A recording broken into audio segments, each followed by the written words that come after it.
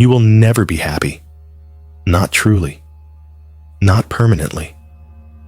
And deep down, you already know this.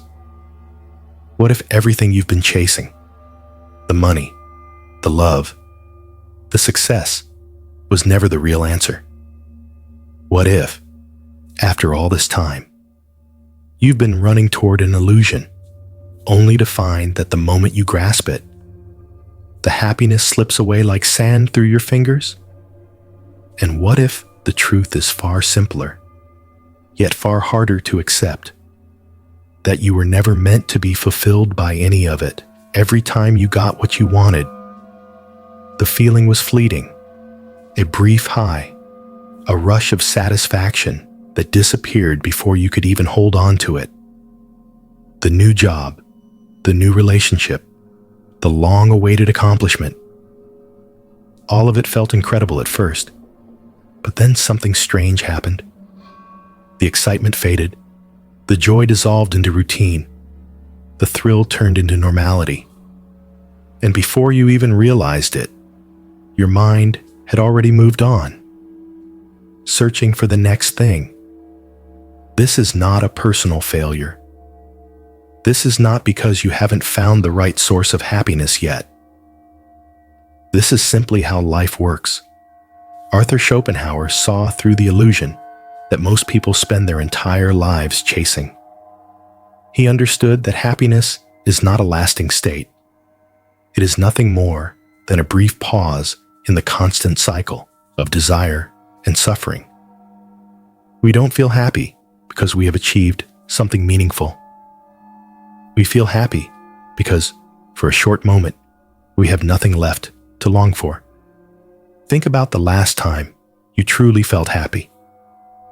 Maybe it was after receiving good news. Maybe it was during a quiet evening, free from worries. Maybe it was in the arms of someone you loved. But where is that happiness now? If it was real, why didn't it stay? Because happiness is not something you possess. It is something you borrow. For Schopenhauer, life is an endless chain of wanting. The moment you satisfy one desire, another takes its place. You earn more money, and suddenly, your old lifestyle is no longer enough. You find love, and soon, you begin to fear losing it. You achieve success, and now you feel the pressure to maintain it, to surpass it, to keep running forward so the emptiness doesn't catch up to you. We tell ourselves that this time will be different, that this new job, this new relationship, this new goal will finally bring us the peace we've been searching for. But deep down, we already know how the story ends. The cycle repeats, again and again, until we die. Schopenhauer compared human existence to a pendulum, swinging between pain and boredom. When we don't have what we want, we suffer. When we get it, we quickly grow numb to it, restless, dissatisfied, and so we move on to the next pursuit, believing that maybe, just maybe, the next thing will be the one that finally makes us whole. But it never does. It never can. It is like walking toward the horizon. No matter how far you go, it never gets closer. The moment you take a step forward, it moves another step back. This is the nature of happiness. It is not a destination, only a mirage that keeps us walking. Some people spend their entire lives running toward it. Others slow down just enough to ask the question that terrifies everyone else. What if happiness was never meant to be found? Schopenhauer did not offer comforting answers. He did not believe in the fairy tale of fulfillment. He understood that the pursuit of happiness is not just difficult, it is fundamentally impossible. And once you realize that, everything changes. The question is, what will you do with that realization? You are not in control. You are a slave to the will. Close your eyes and see a man alone in his dim study, face heavy with unbearable truth, while outside the world laughs and strives blindly. This was Arthur Schopenhauer, history's so-called pessimist who simply refused to look away from existence's abyss. His philosophy grew from personal torment, a father's suspected suicide, a mother's cruel dismissal, yet found its truth in Eastern wisdom, declaring, "Life is suffering, not as metaphor, but cosmic law. At its core pulses the will, not choice but blind, relentless force driving lions to hunt, vines to choke, you to crave, ensuring no satisfaction lasts because life thrives on endless wanting." His razor insight: what we call happiness is merely pain's brief absence, the starving man's meal, the struggler's triumph, always followed by boredom's void, leaving billionaires craving more, lovers feeling empty, all trapped in desire's pendulum swing. Rejected in his era for exposing life as a business that doesn't cover its costs, Schopenhauer's diagnosis now rings true. We're addicts chasing the lie that the next victory will fill us, but he alone mapped the escape. The only escape is to stop playing the game. There comes a moment when all happiness reveals itself as hollow. Promotions become burdens. Love fades to disappointment. Possessions gather dust. This is no accident, but the unmasking of life's great trick. One Schopenhauer saw with brutal clarity. We're built to want, never to have.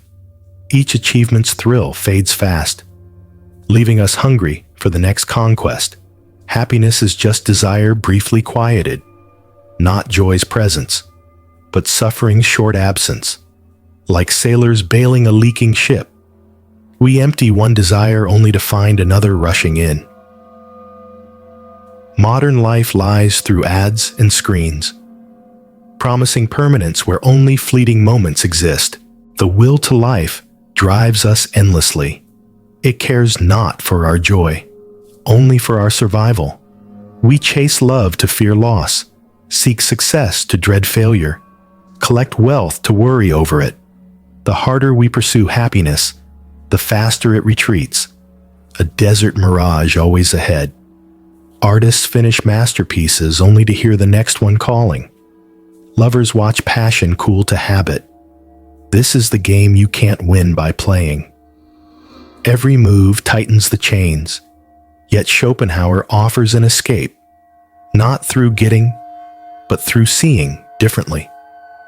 The exit lies not forward, but in stopping completely, in letting go of the chase itself. The art of living is more like navigation than conquest. Most philosophies fall apart when real life happens. The leaky faucet, overdue bills, and everyday frustrations. Schopenhauer was different. He didn't just point out life's problems. He gave practical ways to deal with them. Not big solutions, but small changes in how we see things. Try this simple evening routine. Light a candle in a dark room. Think of 3 things you wanted badly today. Maybe praise at work, something expensive, or love from someone. Then ask, if I never get this, what's left of me? You'll see that underneath each want is just another want, and beneath that is usually fear. Fear of being nobody without these things. The ancient Stoics suggested imagining bad outcomes to feel less afraid. Schopenhauer went further. Spend 10 minutes each day imagining losing what you love most. Sounds depressing, but it actually helps you appreciate what you have right now. Knowing everything fades makes love deeper and work more meaningful. Set aside 1 hour each week just for beauty, not to achieve anything, just to experience it. Listen to beautiful music with your eyes closed. Really look at a great painting. Read poetry out loud. In these moments, that constant voice in your head saying, I want, I need, goes quiet. Schopenhauer called this rare peace. Once a month, try seeing everyone you meet. The grumpy cashier, your annoying coworker, even happy children. And remember, they're struggling too. You don't have to do anything. Just hold that thought. It's hard to stay angry when you realize everyone fights their own battles. Keep 3 special books nearby. Ecclesiastes, which says everything is temporary. Buddhist teachings about letting go. And Seneca's letters about accepting life's difficulties. When you're upset, open any page. You'll see people have felt this way for thousands of years, and there's comfort in that. Leave one wall in your home completely empty. When people ask why, say, "To remember I came with nothing and will leave with nothing."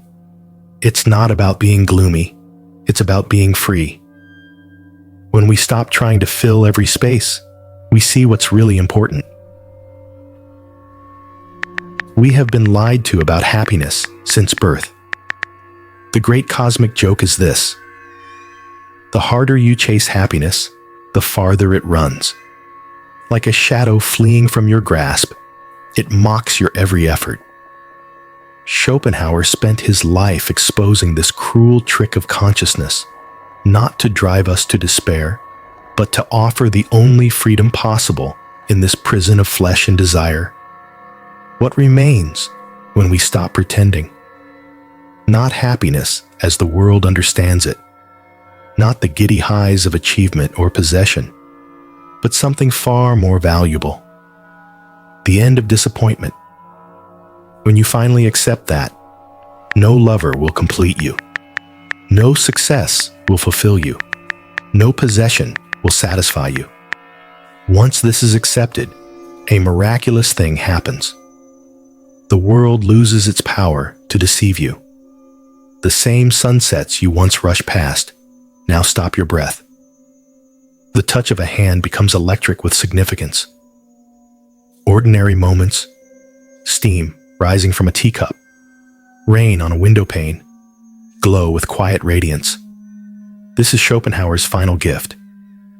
The realization that life was never about being happy. It was about being awake. The suffering doesn't disappear. The desires don't vanish. But you see them now for what they are. Waves on the surface of a deeper sea. You need not drown in them anymore. So here we stand at the edge of understanding. The choice is yours. Will you keep chasing the shadow? Or will you turn toward the light that casts it? The door was open all along. You were just facing the wrong way.